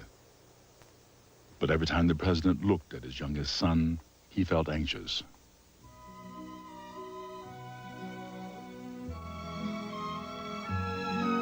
Unlike other children, Tad did not attend school, and with his education sorely neglected, he remained almost completely illiterate. With a special nurse to attend for his basic needs, he could not dress himself until the age of 8. Missing Willie, Tad began to creep into his father's bed more and more often. The child was so vulnerable, so open, so infirm emotionally, so loving, he tore at Lincoln's heart.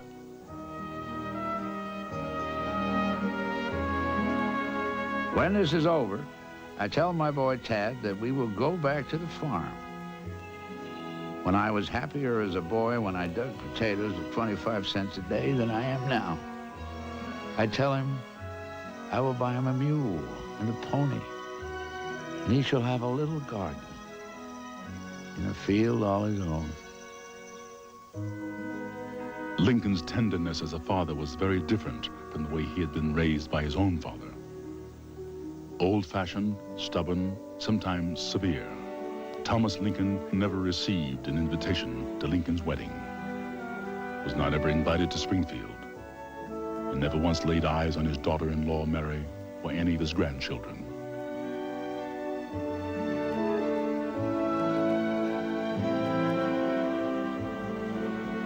Some of the chill between Lincoln and his father now seemed to repeat itself between the president and his own son, Robert.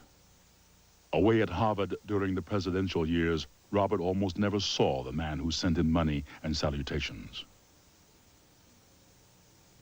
Lincoln was embarrassed that Robert was not in uniform, but until now, for Mary's sake, the president himself had blocked Robert's enlistment. We have lost one son, and his loss is as much as I can bear, without being called upon to make another sacrifice. His services are not required in the field, and the sacrifice would be a needless one. He should stay in college a little longer. An educated man can serve his country with more intelligent purpose than an ignoramus. But many a poor mother has given up all her sons, and our son is not more dear to us than the sons of other people are to their mothers. The services of every man who loves his country are required in this war. You should take a liberal instead of a selfish view of this question, Mother. Lieutenant General Grant, my son, now in his 22nd year, having graduated at Harvard, wishes to see something of the war before it ends. Could he, without embarrassment to you or detriment to the service, go into your military family with some nominal rank? I will be most happy to have him in my military family in the manner you proposed. I cannot bear to have Robert exposed to danger. Grant is a butcher and is not fit to be at the head of an army. He loses 2 men to the enemy's 1. If the war should continue 4 years longer and he should remain in power, he would depopulate the North.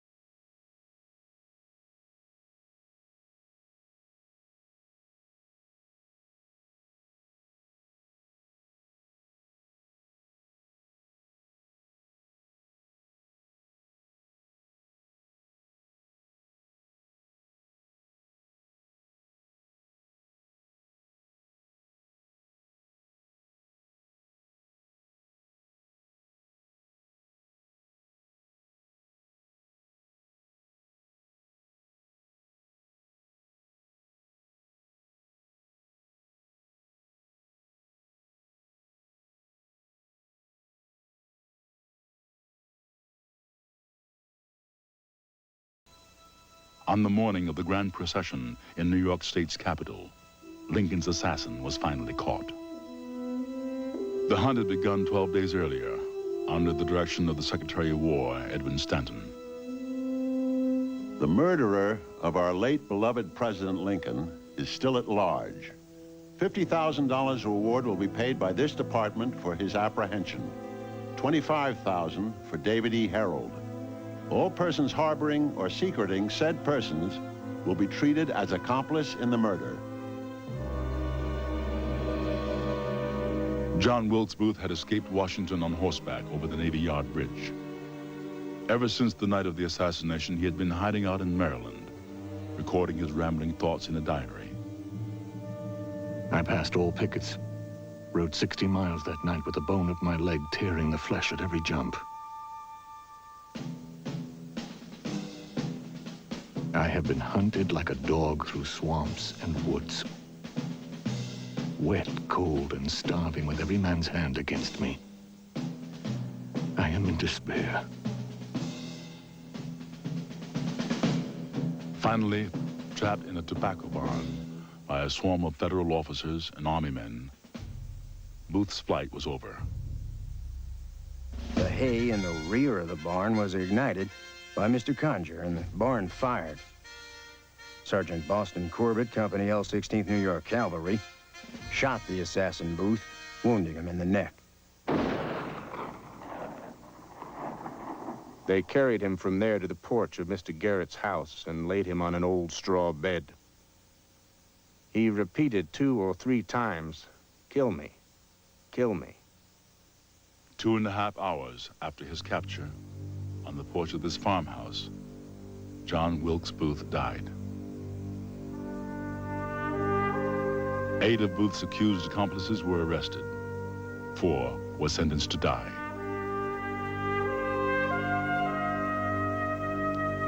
On the morning of July 7th, exactly 12 weeks after Booth's fatal shot, the 4 climbed the 13 steps of the scaffold, were tied up like umbrellas to prevent flailing, and then were fitted with hanging hood and noose. Mary Surratt, Louis Payne, Davy Herold, George Atzerodt. I want you to die quick. Those were the last words of the executioner. At his signal, soldiers below the platform knocked away 2 supporting posts. The front part of the hinged platform swung down, and the doomed quartet dropped in unison.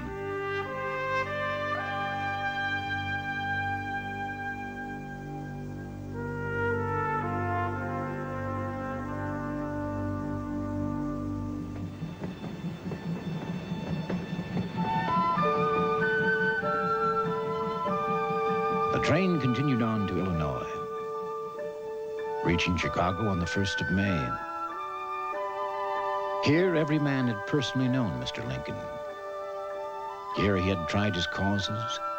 Here he had made his speeches to juries. It was almost over, this huge funeral, the likes of which the world had never known. It had been raining the night before the train approached its destination, but now the sun shined purely, lighting the ribbons of people streaming toward Springfield, lighting the signs along the track. Home, they said, bear him tenderly home. On Tuesday, the 2nd of May, the funeral train reached Springfield. Suddenly, everything in Springfield seemed sacred. There was hardly a building where Lincoln hadn't been, nor a street where he hadn't walked. Here was the train station he had used so many times. Here was his law office, now draped in black. Upon departing for Washington, Lincoln had urged Billy Herndon to leave the sign up with both their names on it. Give our clients to understand that the election of a president makes no change in the firm of Lincoln and Herndon. If I live, I'm coming back sometime, and then we'll go right on practicing law as if nothing had ever happened. He had touched so many people over the years. He had ridden so many miles over the Illinois prairie. He had battled so hard against the evils of slavery. Though I now sink out of view and shall be forgotten, I believe I have made some marks which will tell for civil liberty long after I'm gone. The Lincoln House in Springfield was the focus of attention now. Everyone went there, drawn as if Lincoln was still alive, wanting to stand on the same floor where he had stood, touch the same walls, have his picture taken out front beside the tree Lincoln had planted a decade ago. Be somehow comforted by the only house he had ever called his own. It is not merely for today, but for all time to come, that we should perpetuate for our children's children this great and free government which we have enjoyed all our lives. I beg you to remember this. In the procession to the cemetery, Lincoln's horse, Old Bob, would follow directly behind the hearse. Lincoln's cousin, John Hanks, was there, his only relative from back home who turned up. Sarah Bush Lincoln was just too weak to make the trip from her Goose Nest prairie cabin. I did not want Abe to run for president, did not want him elected, was afraid somehow or other, felt it in my heart that something would happen to him. Oh, my boy Abe, they killed him. I know they would. I know they would. I've been waiting for it.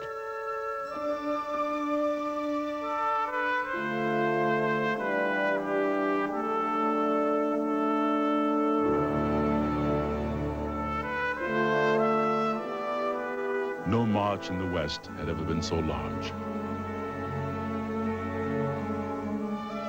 It led to a limestone receiving tomb carved into a steep hillside, on top of which a majestic monument would rise. All the singing and music gave the day a semblance of festivity. But nothing could hide the overpowering feeling of loss.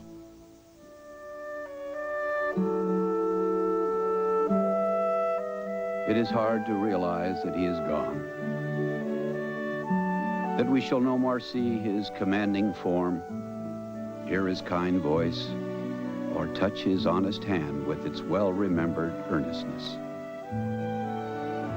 It is hard to take in the dreadful thought that the head of the nation has perished by the hand of an assassin. But so it is. He was home.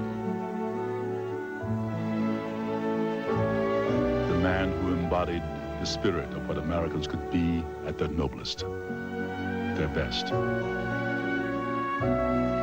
Lincoln's large coffin and Willie's small one were gently placed side by side inside the heavy iron gates and strewn with spring flowers in the gardens of their Springfield neighbors.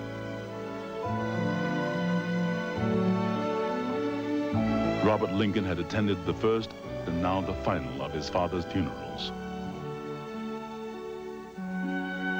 Mary remained in Washington, confining herself to her bedroom, unable to attend any of them. No such sorrow was ever visited upon a people or family as when we were bereaved of my darling husband. Every day causes me to feel more crushed and broken-hearted. Time does not soften my grief, nor can I ever be reconciled to my loss until the grave closes and I am reunited with him. We will be remembered in spite of ourselves. 25 years ago, I was a hired laborer, mauling rails, at work on a flatboat, just like any poor man's son. I claim not to have controlled events, but confess plainly that events have controlled me. With malice toward none, with charity for all, with firmness in the right, as God gives us to see the right. Let us strive on to finish the work we are in, to bind up the nation's wounds, to care for him who shall have borne the battle, and for his widow and his orphan, to do all which may achieve and cherish a just and a lasting peace among ourselves and with all nations.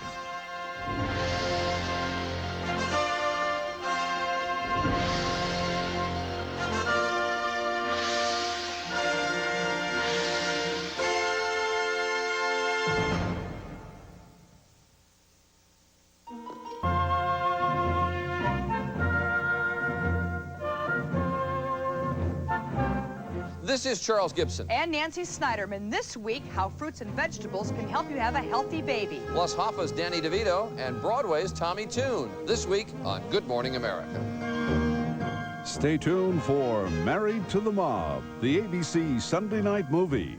Next.